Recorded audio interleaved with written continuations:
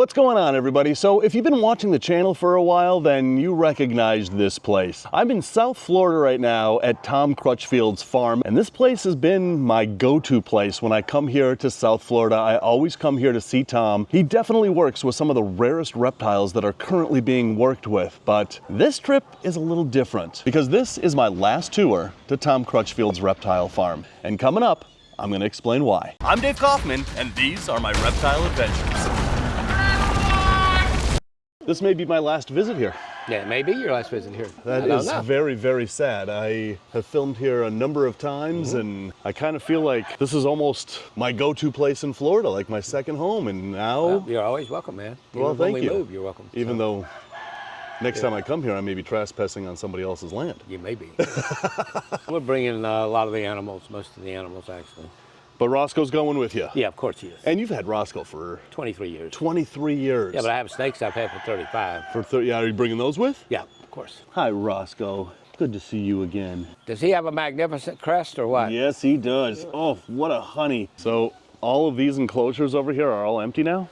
A lot of them are. A lot of them are? Here's a big pair of albicularis. Well, that's Johan. That's the same one we've had. Cape Banded, the one on the front. I've had him for since he was a tiny baby. Ron St. Pierre bred him. Now, these are the ones I filmed playing with toys before. Yes. And are you bringing those with you? Yeah. Yeah. You have reptiles that you worked with for, you know, to pay for all of 30 years. this? Yep.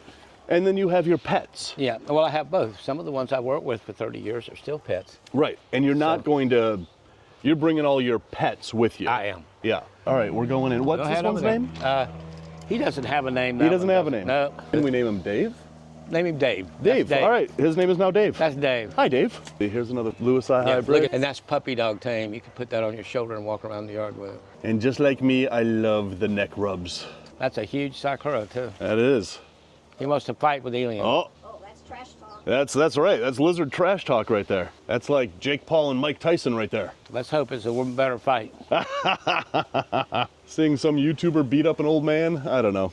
But you're not going to beat him up, are you? So on this side of the property, most of these enclosures are now empty. Most of them. There's stuff still selling. There's Sanzinia in there. So are you bringing the Sanzinia Oh, with you? of course. I'm bringing all the snakes. So pretty much everything that you're going to sell has been sold already, or No. you still have stuff for sale? No, I still have stuff for sale. I'm having trouble selling reptiles because it bothers me who buys them because of the lack of understanding that goes involved in owning them. I don't blame you. One of the things I love about this property is you've got tortoises of all different kinds just wandering all over the place. There's a couple back there. Are you bringing the tortoises with you? Yeah, except for the Burmese mountain tortoises. So, and there's a cyclura ricordi in here. Oh, recordi. Yeah. Morph Market is the #1 online marketplace for all your reptiles and amphibians. You can search through over 60 categories to find your perfect new pet, whether it's the latest boa constrictor morph or your 150th crested gecko. It's all right here at one place. Morph Market. Cyclura ricordi, or Ricord's iguana, which is an endemic cyclura. They occur in some of the same areas as rhinoceros iguanas in the Dominican Republic and Haiti. They're found in extreme southwestern Haiti in one small spot, and they're found near the two lakes in the north, Tanks de Matre, to Cayman. Oh, wow. And that's the only place they're found. I saw one back in the 1980s up there. Wild. I want to go to the Dominican Republic to find rhino iguanas. That has been a dream trip I have of mine somebody forever. there that will take you to catch Dominican red mountain boas. We caught, in 2 days, we caught 18 gracilis, Hispaniolan vine. Really? Yeah, we caught 39 Tropodopus haitianus in one night. It's insane. On a horse farm near Santo Domingo.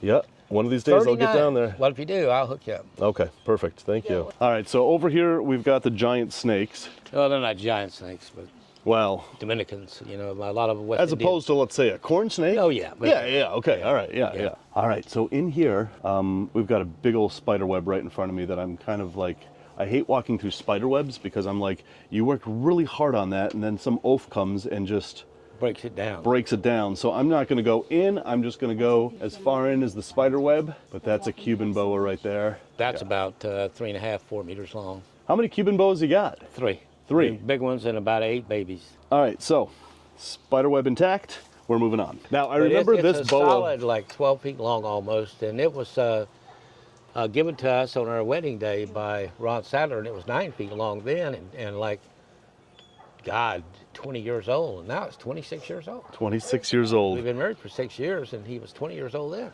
And this is I remember this snake. This is like the biggest boa. It weighs about 75 pounds. Wow. And how big? How long is he? About 12 feet. 12 feet. She, I guess? It's she. You won't see a male boa. No. There's the male. Look at how big that is. Ooh. We feed that 10-pound pigs.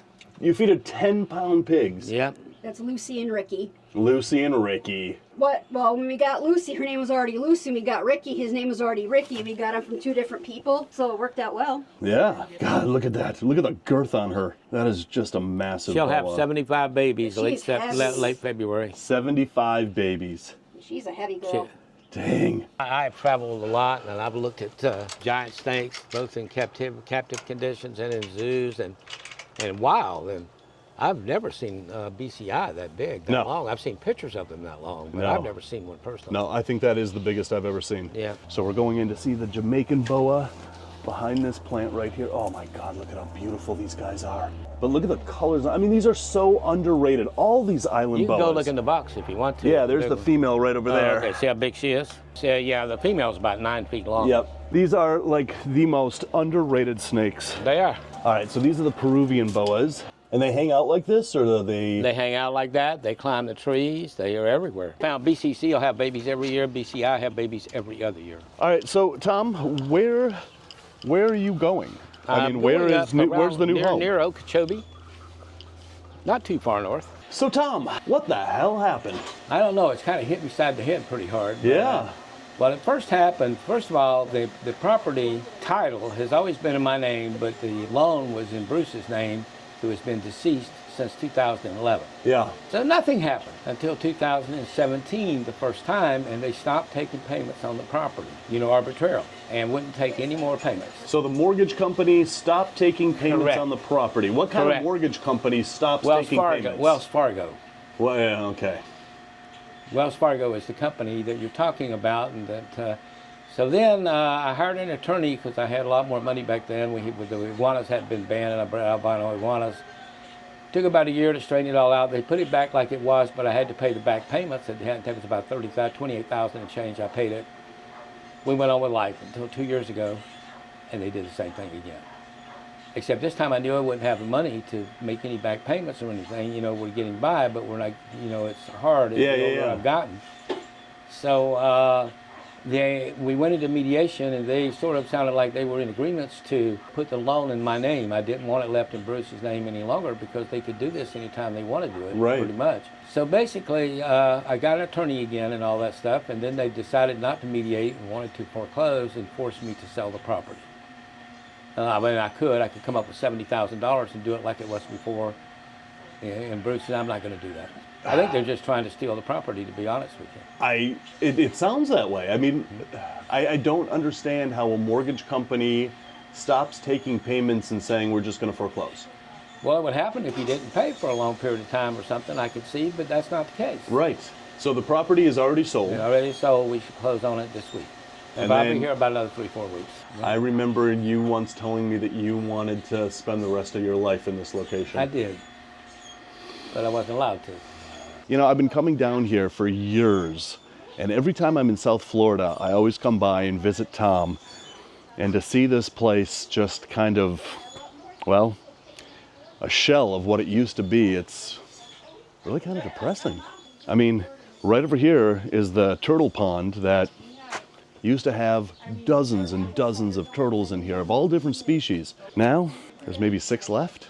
And there's a couple of snake necks still there, you can see right there. But this whole pond maybe has half a dozen turtles left in it. He sold them all. Oh, this is just depressing. Hi, buddy. And then over here, there's nothing left over here. Just enclosures. All right, so in here, we've got some of the venomous snakes. Rainbow Mealworms is not only a proud sponsor of this channel, they are the premier source for all your reptile food needs. They grow all of their quality insects in-house, and I use them exclusively for all my insect-eating reptiles. So place your order today at rainbowmealworms.net or click the link in the description below.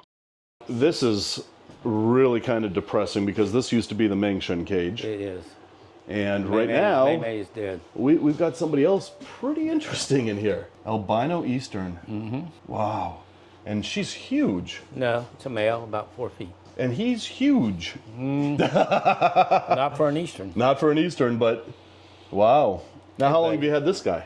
About 3 months. I was going to say, I don't remember meeting this snake. I'm gonna go back and breed them again. I used to breed albino eastern. Yeah. What a gorgeous snake. Here's some more gorgeous snakes. So what do we got in here? Just an albino prairie rattlesnake. Albino. So we got an albino prairie rattlesnake right here. Look at that. And this guy's new too. I haven't met this snake. Yeah, it's surplus. It's not. A friend of mine asked me to sell him for him. Look behind you. Oh, so standing right behind me, I didn't even notice this gaboon right here. Look at the one down there. Didn't even notice the other one over there. You'd think that would be something I would notice. You know, I'll tell you, Tom, being in West Africa and seeing one of these in the wild in Ghana, it was one of the greatest moments of my life. I believe it. And they are not a clear and present danger to anybody. No. They hardly ever bite anybody. Well, let's not test that theory. And what are you going to do with these guys? I'm going to take them with me. You're going to take them with? Look at all these peacocks here. So these peacocks aren't yours. They just No, they're not mine. They just kind of run around the neighborhood. They do. And there's Hemingway. Hemingway. Hi, buddy. Good to see If you rub the side of his jowls hard, he'll lean into you like a cat. Oh, yes. Oh, yes. Oh, yeah. These guys are the most personable lizards. Do you feel him lean? Yeah. He literally is leaning into he's pressing down on my hand like a little cat. He loves being pet like this. And you're bringing him, right? Oh, of course. Yeah. I was going to say. All right, so croc monitors. You're getting big. He's not He the was biggest. just a little guy last time I was here. All right, let's go in and see these guys. Oh, yeah. Hi, buddy. So you're taking these guys? Yeah, I'm taking them. You know, one of the things that I love about these lizards is that blue flecking on their face and their side. Yeah, they're absolutely gorgeous. And you've worked with these guys for how long now? God, years. I mean, I've had them for 30, 40 years, keeping them and buying and selling them, but But these in working particular? with them for about 10 years, yeah. These in Yeah, I've particular had about him 10 about years? 8 years. 8 years, 8 years. Yep. Wow. And There's females up here. yeah, and these guys are the most personable. I mean, look at Come here, this. bud. See, it's always her idea. I let her come to me. Exactly. And we've never worked with the females at all. They're all wild caught. Yeah, I remember you saying that all of these are wild caught, aren't They they? are. Yeah, everyone. And you've tamed them, I mean, except all for this one trained. that really doesn't know who I am, so No. she's kind of has some stranger danger going on here.